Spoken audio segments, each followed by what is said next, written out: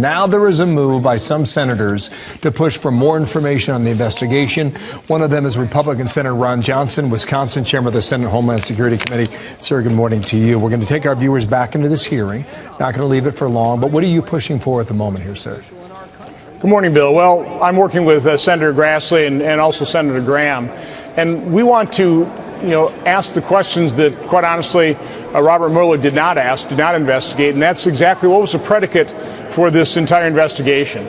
And what we're doing is we are releasing certain texts, certain emails that will hopefully prod, for example, in this case, the Inspector General of the intelligence community to take a look into potential leaks out of the intelligence community. And so we released one text from Peter Strzok to Lisa Page on December 15th, and it reads, "Think our sisters have begun leaking like mad. Scorned and worried and political, they're kicking into overdrive." Pretty interesting text. What are they worried about? What have they been leaking? And what are they kicking into overdrive? And then later, in April of 2017, an email that Strzok sent to his FBI colleagues, quote, "I'm beginning to think the agency got info a lot earlier than we thought and hasn't shared it completely with us. Might explain all these weird, seemingly incorrect leads all the media folks have. Would also highlight agency as a source of some leaks." So, Bill, there's so many unanswered questions, so many things that this raises as a concern that I think the American people have the right to know what was happening inside the Obama administration. Let's get a little context here. I've heard the first one you read already. The second one appears to be new. What was going on within the investigation, either the FBI or the CIA around that time, that suggests that you're onto something, Senator? Well, in the first text, news stories are starting to appear that there was some connection between Trump, his campaign, and Russia. That's the first time those news stories really appeared. So you might think that maybe the leaks had something to do with developing that story, that narrative. In the April emails, it refers specifically to a news story pointing to the fact that British intelligence were the first people that informed FBI about potential connection between Trump and Russia. So again, this is a narrative. This is a story that produced the Mueller special counsel investigation 18 months later, and we finally found out what Devin Nunes found out in the House Intelligence Committee over a year ago, that there was no collusion between Trump campaign and Russia.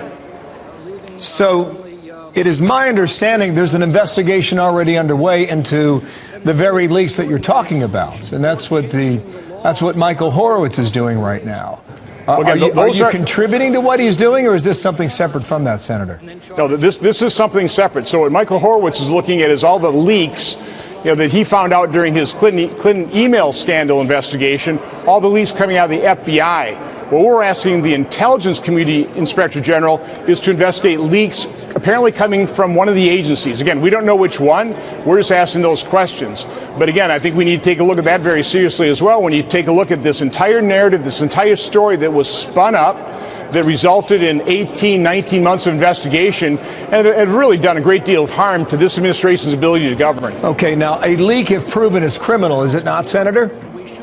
They can be, they may not be, particularly if they're actually approved by higher-ups, which is something else the American public would want to know.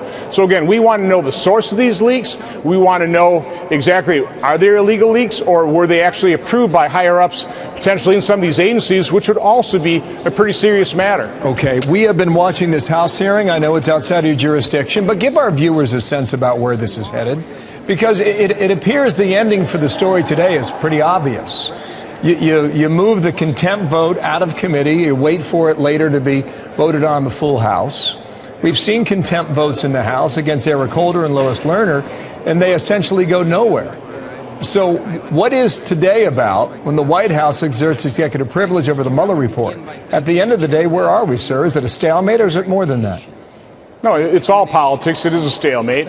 And I think this is what we are all warning the American public. If you put Democrats in charge of the House, it's not going to be about good governance. It's not going to be about moving our economy forward. It's all going to be about investigations and eventually talk about impeachment. And that's exactly what's happening in the House Judiciary Committee today. It's interesting. You mentioned Eric Holder. It took 255 days for a Republican House to finally get so exasperated with his stall tactics, they voted him in contempt. This is taking Chairman Nadler 19 days, I think is what the count is. So, again, a highly politicized House, not involved at all, not interested in governing and improving our economy, improving the lot of the American public. It's all about politics, trying to win the 2020 election.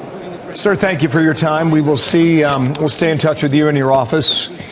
Let me first just say that I expect that when the court does hear this challenge, if it comes to that, I expect that she will rule in favor of the constitutional separation and checks and balances in our oversight function. I really don't understand the arguments that have been articulated by my colleagues. And as I understand it, there have been three different reasons that have been suggested for opposing our effort to simply uphold our Article I responsibility as a separate and co-equal branch of government. One, that this whole thing is a politically inspired witch hunt. Nonsense.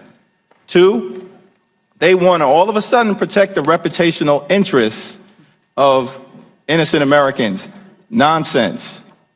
Three, this blanket assertion of executive privilege. Nonsense. Let's take all three. First of all, 17 different intelligence agencies have concluded that Russia interfered with our election, attacked our democracy for the sole purpose of artificially placing someone at 1600 Pennsylvania Avenue.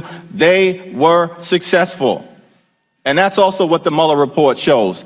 This is not a politically inspired witch hunt.